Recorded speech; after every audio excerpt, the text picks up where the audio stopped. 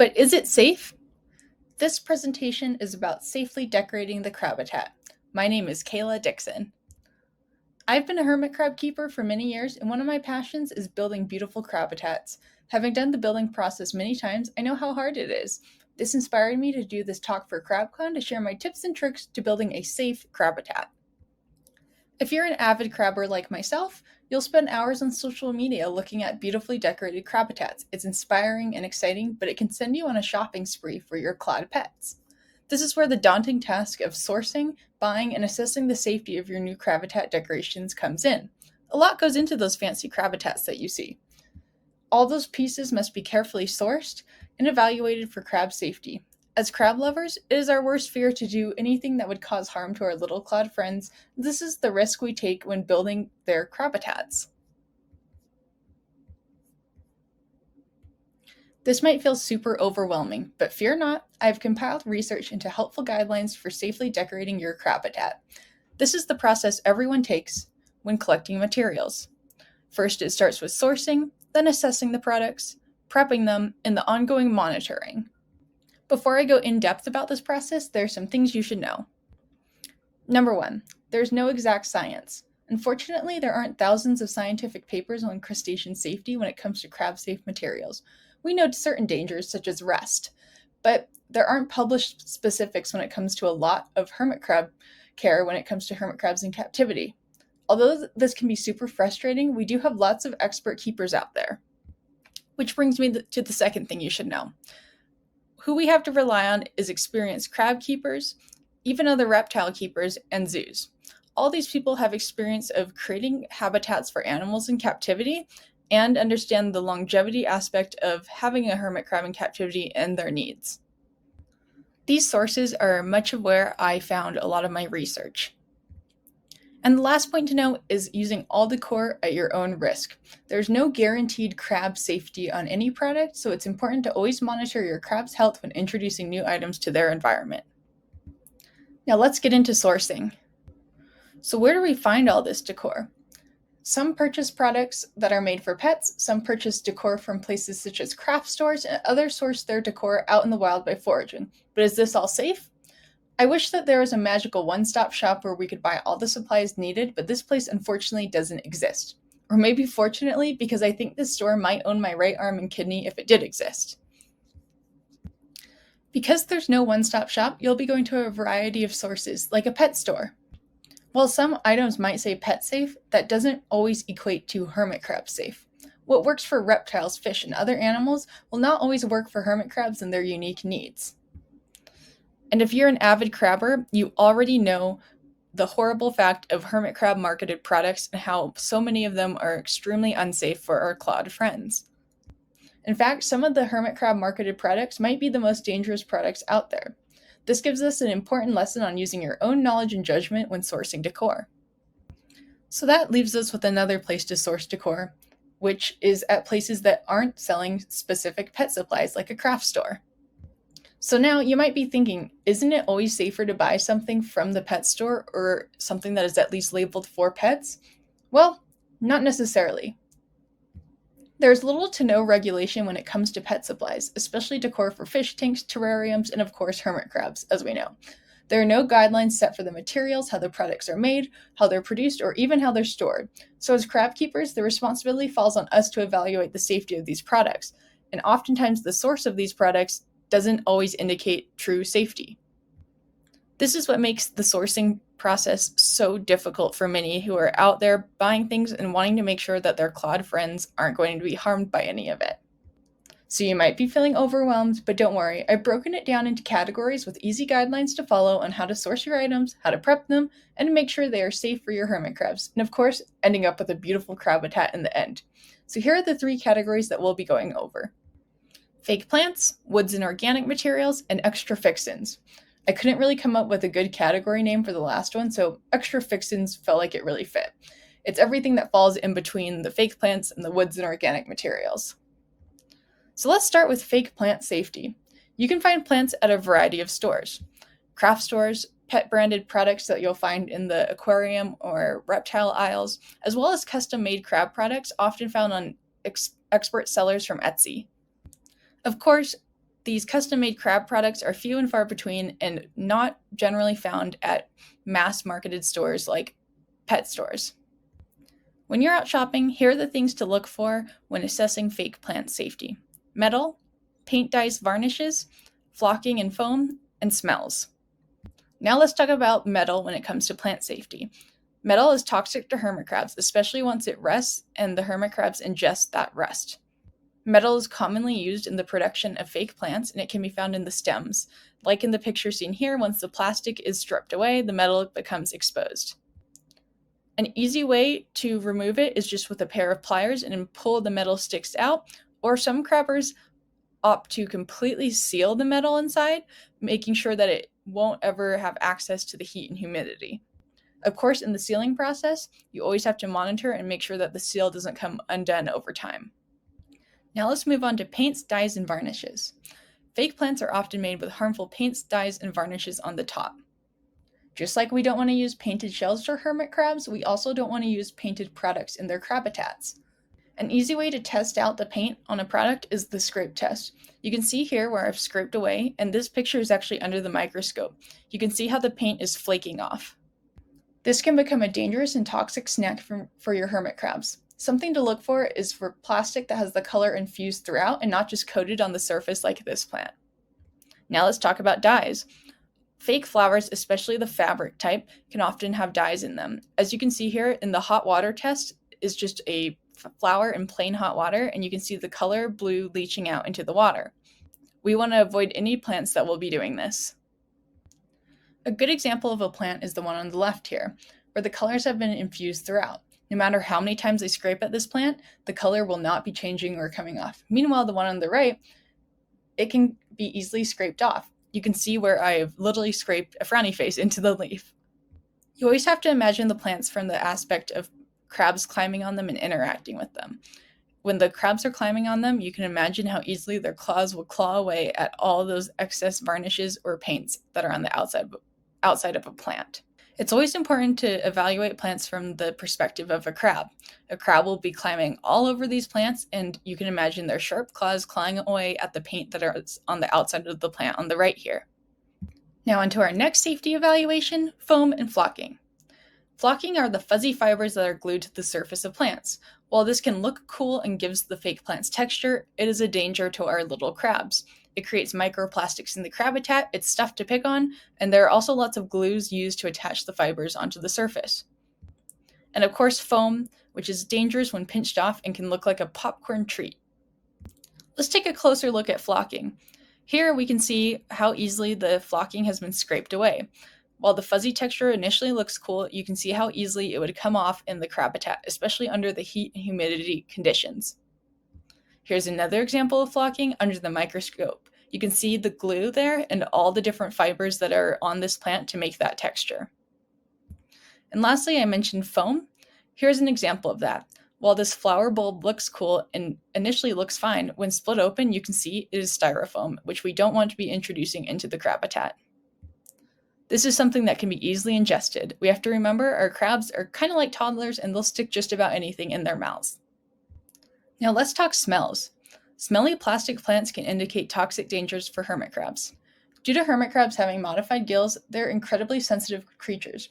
When plastics with toxic chemicals are introduced to the crabitat, they'll interact with the heat and humidity and can become a danger for the crabs to breathe in. When buying fake plants, you'll notice a lot of them have a strange smell, and this can be due to a variety of sources.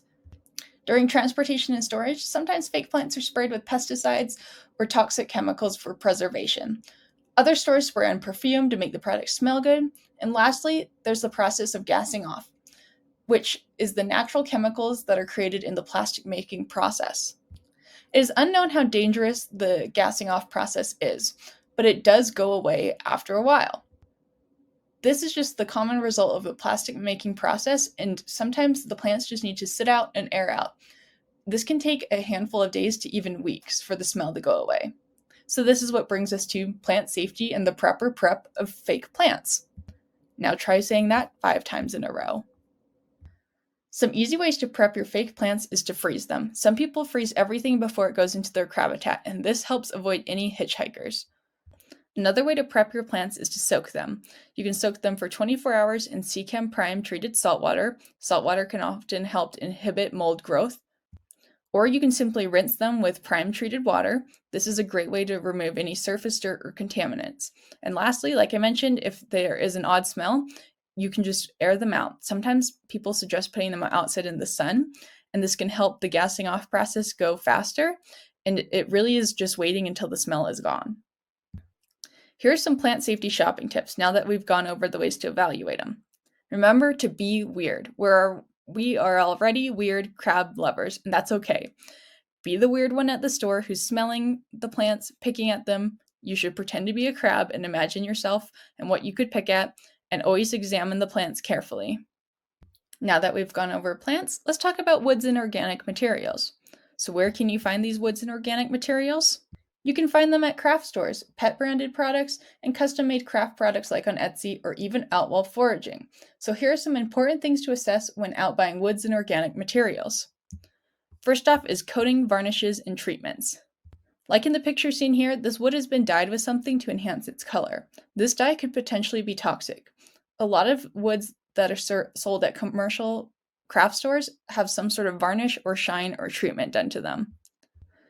If it doesn't specifically say natural and untreated wood, it's best to leave it.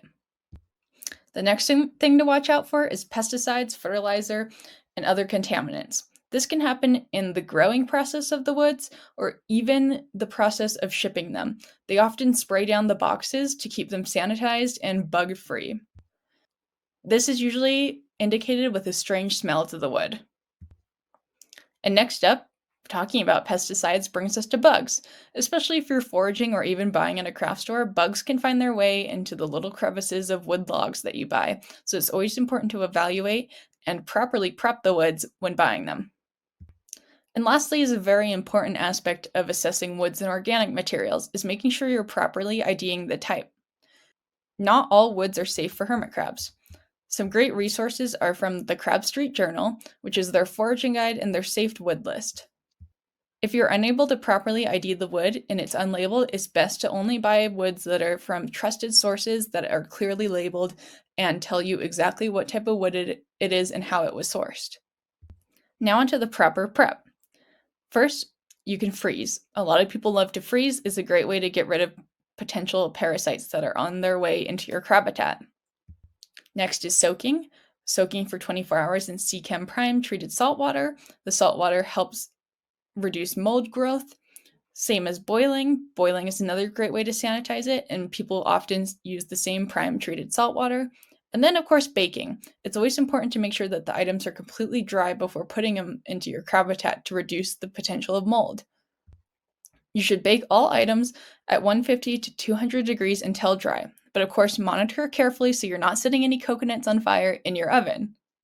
Similar to the plants, you gotta be weird at the store. Smell it, be able to ID it, examine it, and read all the product details when you're out shopping. Now let's move on to the most fun category, in my opinion, extra fixins, twine, enrichment, and other random decor. Extra fixins can be the twine that's used to make bridges, the different vines that you can find at pet stores, or different enrichments like sea urchins or sea stars. Something important to assess when buying your extra fixins is if it's been bleached, treated, painted, or there's toxic chemicals or treatments from the storage process of it, or again, any bad smells. Bad smells is especially important when it comes to twine. You want to avoid any gasoline smell. This is common in the twine process, especially if it's not made organically and they add extra oils to create the product. Look for labels that say organic and all natural, and shop from trusted sellers that are upfront about their process and how they make the twine. Now let's talk about enrichment. Enrichment is a common term used to describe the edible additions to the Crabitat. This can be sea urchins, sea stars, and different types of moss. What's important when buying enrichment is knowing that they are edible and they will be picked at. So it's important to avoid paints, avoid bleached items, and only purchase from trusted sellers that will verify that the items are untreated and natural. Sea urchins and sea stars can also come in already natural fun colors, but not like this. These are obviously painted and found at a craft store. They're created for craft products, and much of these have obviously been bleached due to their perfect white color. These you want to avoid, as well as different types of moss sold at craft stores. First, the moss might not be a safe type of moss for the hermit crabs to consume. Once again, always reference the lists that are made by experts like I listed before. The moss found at craft stores are often preserved with types of chemicals, dyed, or even fake and made out of plastic. It's just best to avoid these altogether. Now let's talk the proper prep of extra fixins. The prep on each item is dependent on how the item was made. Some items just need a quick rinse. Some items like the sea urchins shouldn't be put in water as it might disintegrate and break down the product earlier. But one thing you can do is just freeze all items before going in the Crabitat. This is where you have to use your own judgment on how you want to prep each item. Sometimes this takes a bit of experimentation as well. Now, onto the extra fixins safety shopping tips. If you haven't figured it out yet, you should learn to be weird at the craft store or at the pet store. It's always important to smell it, examine it, read the product details, and if you're shopping online, don't be afraid to reach out and ask where the product was sourced from and if they know how it has been treated before they are selling it. Always shop with trusted retailers. There's plenty out there that other expert crabbers have shopped from for many years now. Now let's move on to quite possibly the most important part of the Crabitat building process, which is the ongoing monitoring. Some crabs are just going to be more prone to picking and eating things. So even if you've evaluated the item as safe, it's important to continue monitoring and seeing if they're picking at it. You don't want them to pick at things and expose the metal, which will cause rust, and you don't want them picking at things and eating it. Sometimes it's best to just remove a product completely from the Crabitat if it doesn't seem right for your types of hermit crabs that you have. They all have their own unique personalities, and some of them, well, they're just a little more mouthy than others. And lastly, material breakdown. We have to remember not all products are made to be kept in a high heat and humidity environment. This is why we should always monitor the items that we put in there. I generally do monthly checks on all the items in my Crabitat to make sure nothing is falling apart, nothing needs to be removed or replaced.